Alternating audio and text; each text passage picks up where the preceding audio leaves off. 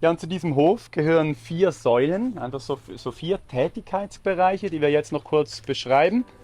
This is our sanctuary. We can find shelter and peace. This is our sanctuary. You are safe with me.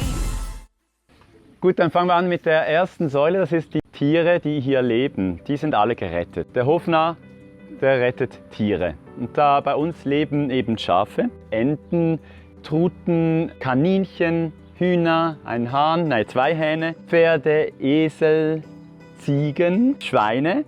Da gibt es Mini-Pigs, die wirklich klein gezüchtet sind, und die großen Zuchtschweine, die wir aus der Industrie gerettet haben. Dann gibt es Hunde und Katzen, aber auch das alles Fälle, die eben gerettet werden mussten. Und es gibt auch Bienen und Insekten, weil wir haben hier auf dem Hof mit 100 Hochstammobstbäumen und sehr viel Raum auch für die Insekten mit Totholz etc. schaffen wir auch den Raum für all die Tiere, die eben nicht so klassisch gehalten werden, aber auch einen Platz brauchen. So versuchen wir eigentlich der ganzen Vielfalt hier einen Ort zu geben mit dieser ersten Säule der Tierrettung. Die zweite Säule wurde bereits angeklungen, ist die Bildung. Die Tiere hier, wir können ja nur einen Bruchteil der Tiere retten und für sie die Welt verändern.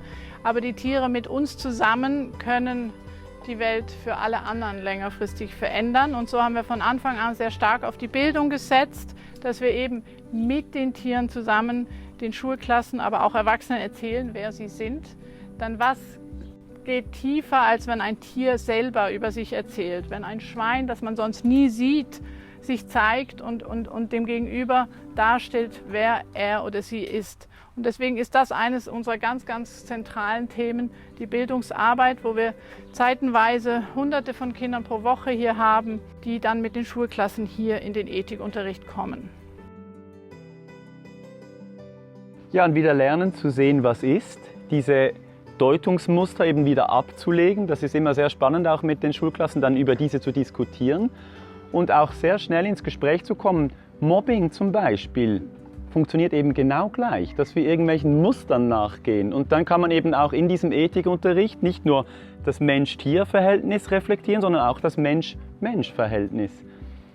Weil diese Ismen, die leider immer noch sehr stark in unserer Gesellschaft sind, die sind überall weit verbreitet, und es ist gut, wenn man so Räume schafft, wo man eben in die Reflexion wieder kommen kann. Und oft helfen die Tiere da sehr stark, dann eben auch über sich selber nachzudenken. Die dritte Säule des Hofes, die Produktion, wenn man so will. Die Höfe sind ja da, um Nahrungsmittel für Menschen zu produzieren und zu schauen, dass wir alle gesund leben können. Und diese dritte Säule, die basiert vor allem auf dem Gemüsebau. Es ist ein sehr naturnaher Anbau, Permakultur inspiriert, regenerative Landwirtschaft, Bodenaufbau, wo eigentlich, ich fasse immer so zusammen, dass wenn wir wieder mal weg würden, sind die Böden besser als bevor wir hierher kamen und nicht umgekehrt, wie das heute oft so läuft. Und eine spannende Tatsache hier bei der Produktion: Vorher war hier ein Hof mit, was waren das, 8 bis 10 Galloway-Rindern, und die haben die auf der Weide gehabt, und dann konnte man hier im Tiefgefrier Teile von diesen Tieren kaufen, und da hat nie jemand gefragt, ob das ein echter Hof ist. Also in der Schweiz ein Hof mit Kühen ist echt, oder? Und bei dem, was wir machen, da kommt immer wieder, ja, aber ist das noch echt? Weil die Tiere und die produzieren ja nichts und so. Und wenn wir aber anschauen, wie viele Menschen wir mit Nahrungsmitteln versorgen können, sind wir 10-mal echter. Also weil diese Flächen für Gemüse zu nutzen, ist extrem viel produktiver, anstatt dass man die Flächen nutzt für Tierfutter und dann dieses den Tieren gibt, dann vernichtet man Kalorien. Also je nachdem braucht man 6 bis 15 Kalorien von Pflanzen, um eine tierische herzustellen. Und so gesehen ist es einfach eine andere Landwirtschaft, aber eine sehr produktive, eine, die eben für die Ernährung der Menschheit sehr viel Vorteile bringen würde. Es gab zum Beispiel eine Studie, die hat berechnet, wenn ganz USA die Landwirtschaftsflächen nicht für Biofuels und aber auch nicht für Tierfutter verwendet werden, könnten sie nochmal so viele Menschen ernähren, wie in den USA leben. Einfach weil direkt für den Menschen das angebaut würden. Und das wären dann Linsen und Kichererbsen und Hülsenfrüchte und was. Das wäre viel eine größere Vielfalt, als wir heute sehen. Und wenn ihr in der Schweiz Maisfelder seht zum Beispiel, ist das mit fast 100%iger Wahrscheinlichkeit immer Tierfutter. Und würden wir nur diese Maisfelder direkt für die Nahrung für die Menschen verwenden, könnten wir den Selbstversorgungsgrad, der heute bei 50% liegt, auf etwa 70% erhöhen. Weil das so viel effizienter wäre, diese Flächen für den Menschen zu nutzen. Deswegen sind wir eben aktiv für diese bio-vegane Landwirtschaft.